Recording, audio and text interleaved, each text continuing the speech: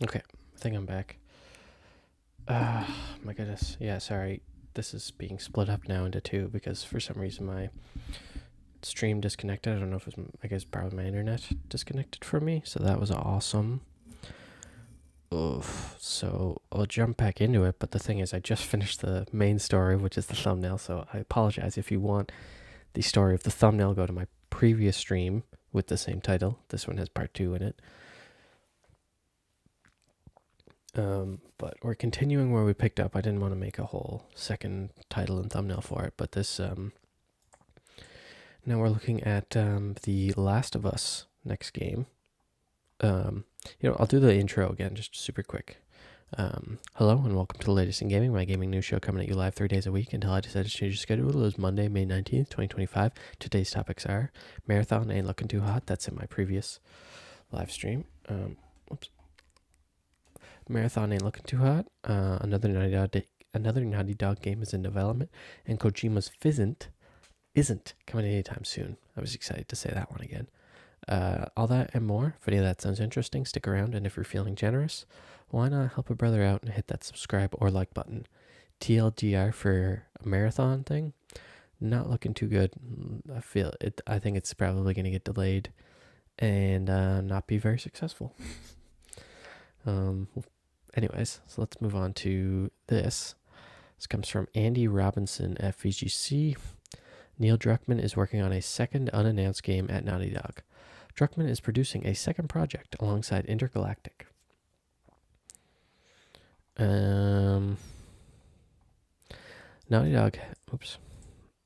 Naughty Dog has historically struggled to work on multiple large games simultaneously, and following the cancellation of its The Last of Us Online game 17 months ago, it was unclear whether it would be destined to continue focusing on a single main project, even though it insisted at the time it was planning multiple games. Excuse me, sorry. Now, speaking to the Press X to Continue podcast, Druckmann has reiterated that Naughty Dog is still working on at least two projects, and he confirmed that he is producing an unannounced game alongside Intergalactic. We have several directors on Intergalactic, he said. I work with two game directors, Matthew Gallant and Kirk Marganu. Okay, I'll skip that next part. He continued. Then there's another game that's being worked on at Naughty Dog where I'm in more of a producer role and I get to mentor, watch this other team, and give feedback and be the executive in the room. I enjoy all those roles, and the fact that I jump from one to the next makes my job very exciting and always feeling fresh. I'm never bored. Druckmann's comments suggest that at least two prominent game directors, Sean Escaig and Anthony Newman, could be working on unannounced projects. So that guy did Uncharted Lost Legacy, and the other guy did Last of Us Part 2. Former Naughty Dog president Evan Wells admitted in a 2021 interview that the studio was still struggling to fully implement a multi-project development strategy following the release of Last of Us Part 2. So they tried to do this back in the day with Last of Us 1 and Uncharted 3, and they kept finding that they were trying to finish up Uncharted. Oh, no, sorry, Uncharted 2 Among Thieves No, they were trying to finish up Uncharted 3. Okay. The amount of effort that was required to finish Uncharted 3 at the time was stealing resources away from Last of Us 2. Last of Us, not Last of Us 2. And we never got to the point where we had two full productions going. He said, I would say even today we're just short of that. We definitely have multiple projects, but only one that is getting the lion's share of focus anytime. We don't have two projects that have two projects that have several hundreds of people on them. We have one, and then some are in pre-production or maybe just creeping out of pre-production. But we'll have to wait until the main focus has completed before we. Okay, I'm just checking. I thought I saw some movement over there, and I thought my stream disconnected. Completed. Oh my goodness. But we'll have to wait until the main focus is completed before we move everybody off of that project. Holy crap. It's always the last sentence that I'm trying to rush through the hardest. This is not surprising. I think they might have mentioned at one point that this was a thing, but, we got another word of it, which is cool to see because Naughty Dog games are huge. Just a sec, sorry. So let's do this mathematically here. If this, say the Intergalactic was their main focus since 2020 after the release of Last of Us Part 2. And if hypothetically, let's say that game comes out next year, that's a 6-year process. And this other game has probably been in pre-production for 2 years. So if we're not going to see, because there's no way Intergalactic is like this year, right? I'd say earliest is next year. That's 2026. I can't imagine we're going to see this game until 2030. So it's like, I don't know. It's cool to see. It'd be nice to get any sort of details on it too, but whatever. It's whatever. It's nothing. It's nothing new really. Let me plug my computer in here just a sec.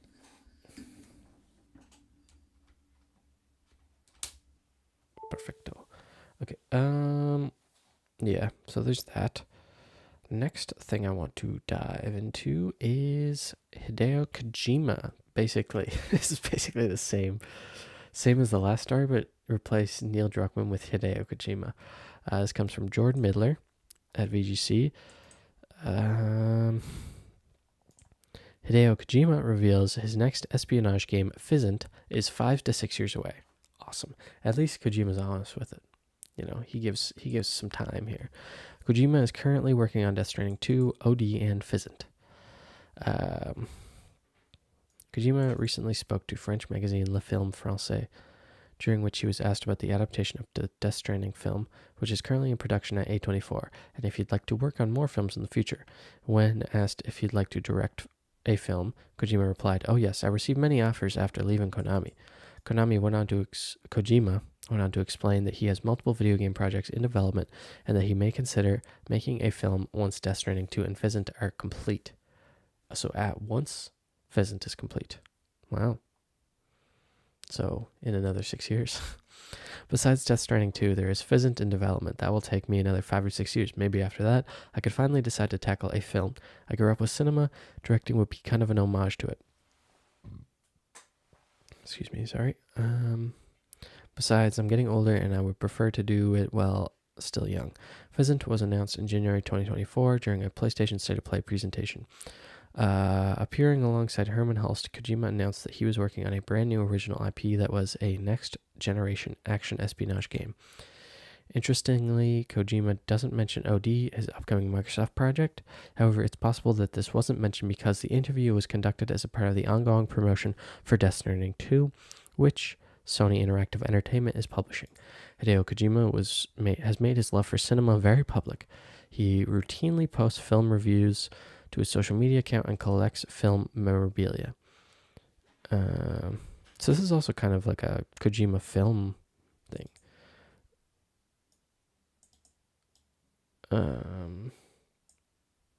Yes, okay, so I guess there's kind of two things about this story. Is the Fizzant is a long ways away, but then also he might do a film in the future. That'd be cool. Although I'll be honest, so I've played, what Kojima games have I played? I think just 2 actually. I've just played Death Stranding. I played his last 2 games, Death Stranding and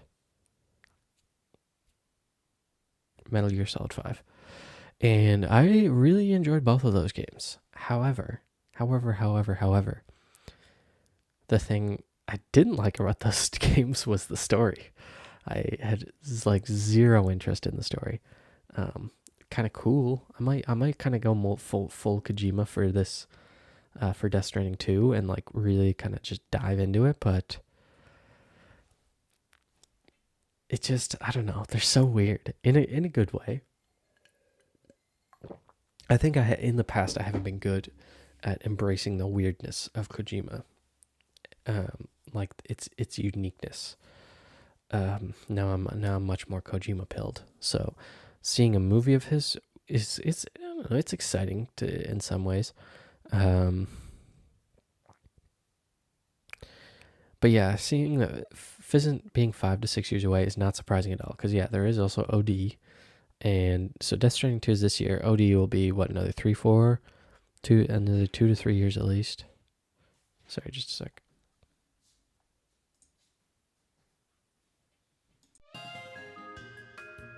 Sorry. Yeah, OD will be another 2 to 3 years at least. Like, we haven't seen anything from that game other than that one cool trailer and that like Jordan Peele reveal. So that, like, that's exciting. Seems like it's gonna be a cool horror game. And then yeah, Physant. I hope Physant is basically just like better MGS5. Although I feel like that's gonna be impossible because MGS5 is so damn good. I just want every future game to have the same gameplay as MGS5. So I'm fine with waiting 5 to 6 years if it means this game's going to be sick as hell, because it seems like he's, at least with Death Stranding 2, he's taking a lot of inspiration from MGS5 when it comes to like the enemy camps and stuff. So likely I feel like we're going to see that in the future, because like that's what an espionage game would be. At least it's what a lot of them are currently. So here's hoping. Anyways, yeah, okay. Now, next thing I want to talk about is Nintendo. They confirmed a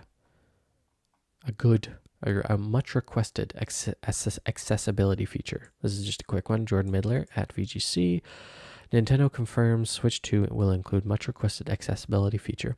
It's a big story when they kind of hide what it is in the headline. The system will also support live captioning for game chat. Live captioning for game chat. Sorry, just a minute. Okay, yes. Nintendo Switch 2 will support text-to-speech. This feature, which has been shown off in a new gameplay clip of the Nintendo Switch 2's game chat feature, shows players typing messages into the system, which are then read by the system itself.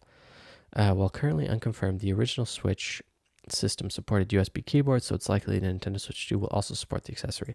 The Switch 2 will also support live captions, meaning that a chat box on the side of the screen during game chat sessions will transcribe what other players say into the Switch 2 systems, adding a further layer of accessibility. See, that's nice. This other one is cool as well, but I feel like in my opinion, the transcribing what you're saying is a little more impressive. I don't know what's more useful for somebody that would need these features, but yeah, there's a video of it there. I don't really need to show it. This is just like a nice thing to hear about. Game chat allows multiple players to chat and stream their gameplay to each other directly. Players can also share their screens even if they're playing a different game, meaning one player could be playing Mario Kart World while their friend is sharing their Donkey Kong Bonanza gameplay underneath. Game chat will be free use. Okay, yeah, I didn't really. Just a fun little story. Cool to see, anyways. Nice to get this confirmation. But other than that, don't care. I should have made this actually a more important story than that. But SAG-AFTRA challenges Epic Games over Darth Vader AI in Fortnite. See, if you've seen my other streams, you know that I experimented with Darth Vader in Fortnite. Pretty neato burrito, if I do say so myself. But I could understand people being upset about it.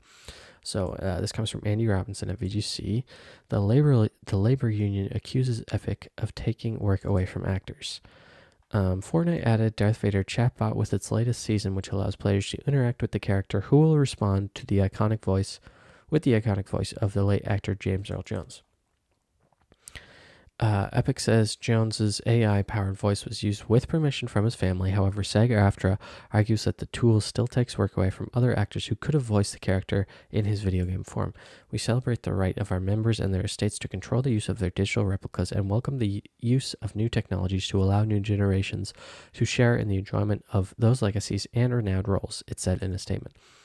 However, we must protect our right to bargain terms and conditions around uses of voice that replace the work of our members, including those who previously did the work of matching Darth Vader's iconic rhythm and tone in video games.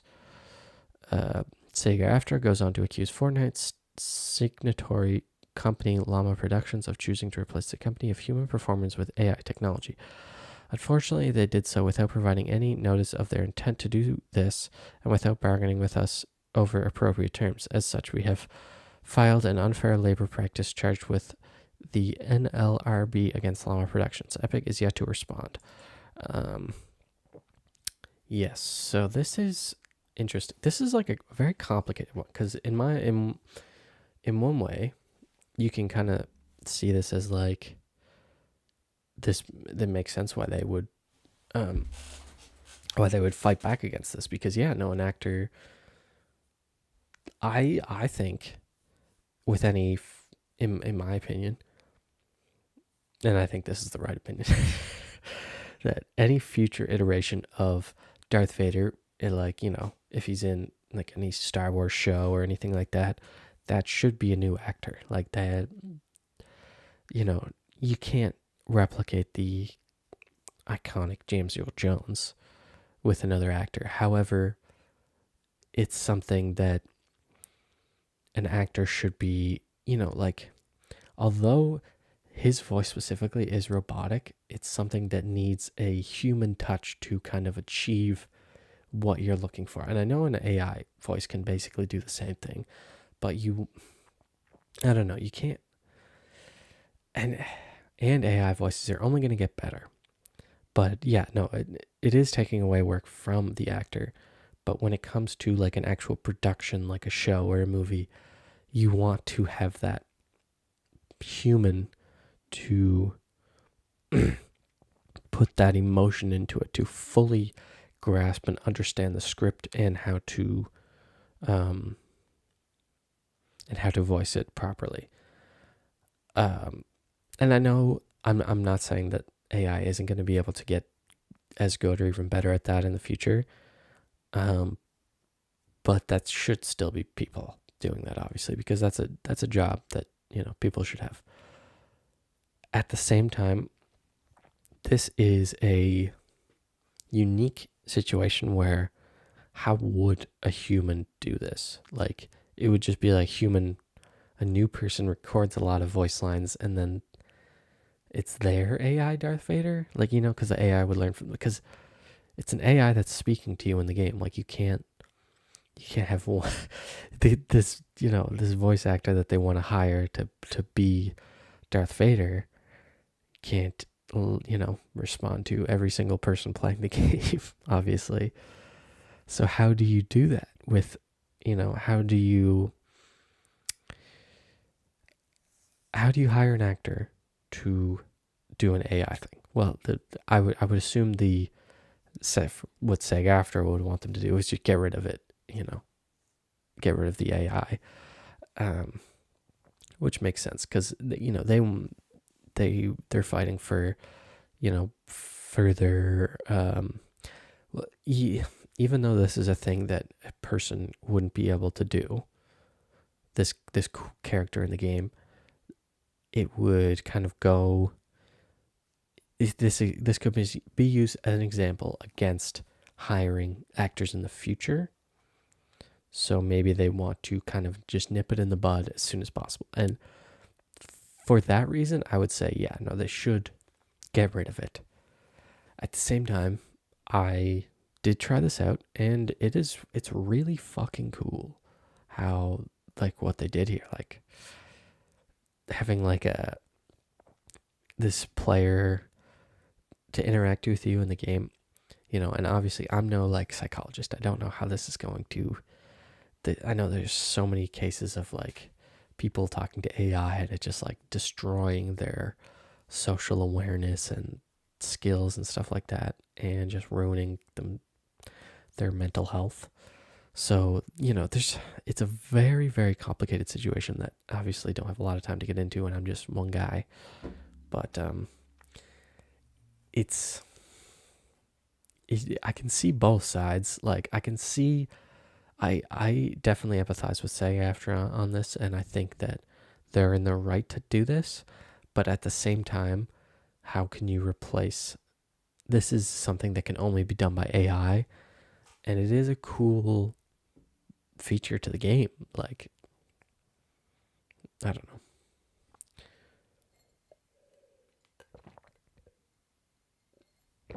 I think that's all I really had to say about that. That was my last story I wanted to talk about.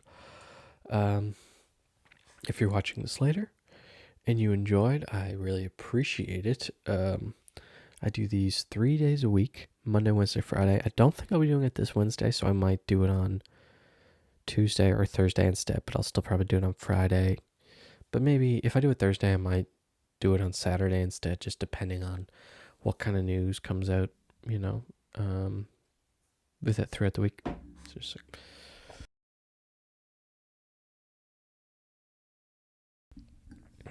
But yeah, so that's that.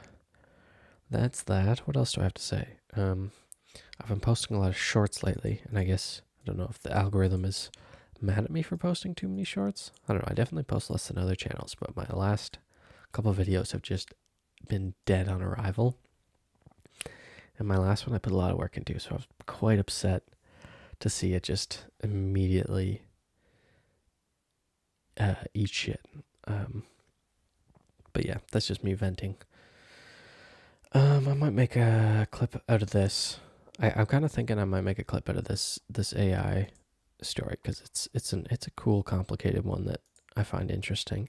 Or maybe no, actually, it would probably not Bungie because that was my. I know I could make one about Bungie. I don't know. This is just me planning now. Yeah. Anyways, thanks for anybody that watched this. I really appreciate it. I will be back on either Tuesday or Thursday, maybe Wednesday, probably not, with another stream. And I'll probably do some more gaming streams this week. And I'm working on a big video that will hopefully come out around the time of the Switch 2 release. So stay tuned for that. I never know how to end these, so I'm just going to say